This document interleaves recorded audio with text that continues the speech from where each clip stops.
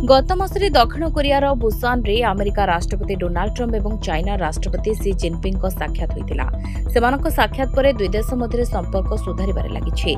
ए समय ट्रम्प को विषय एक रोचक खबर आछि। रिपब्लिकान सेनेटर मानक सहित एक बैठक रे ट्रम्प जिनपिंग को साक्षातर एक घटना वर्णना करथिले। से कहिथिले जिनपिंग को सहित थिबा समस्त अधिकारी भयभीत थिले। ट्रम्प कहिथिले जे से मध्य तांको दल रे एपरि लोकंकु रखिबाकु चाहंती।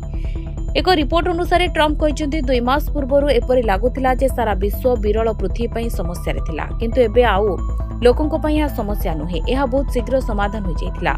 मु शुल्क बिना यह करि पार नथांती। जिनपिंग को सह कथा उठाई से कहते राष्ट्रपति सी जिनपिंग जड़े कठोर एवं चतुर व्यक्ति। बैठक रे चीन अंशग्रहणकारी माने बहुत कठोर भाव में बसिथिले।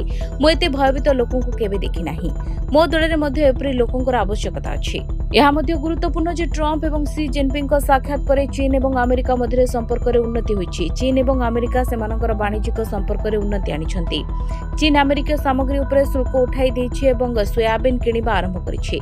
अमेरिका मध्ये शुल्क ह्रास करबाकू निष्पत्ति नेछि। ट्रम्प घोषणा करिछंती जे सेही मास शेषरे दक्षिण अफ्रिका रे हेबाकू थिबा G20 शिखर सम्मेलन ने जोग देबे नाही। से बुधवार मियामी रे अमेरिका व्यवसाय फोरम रे कहिथिले मु जाउ नाही।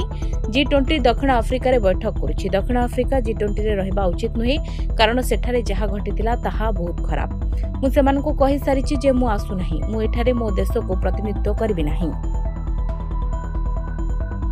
Bureau report Dinalipi live.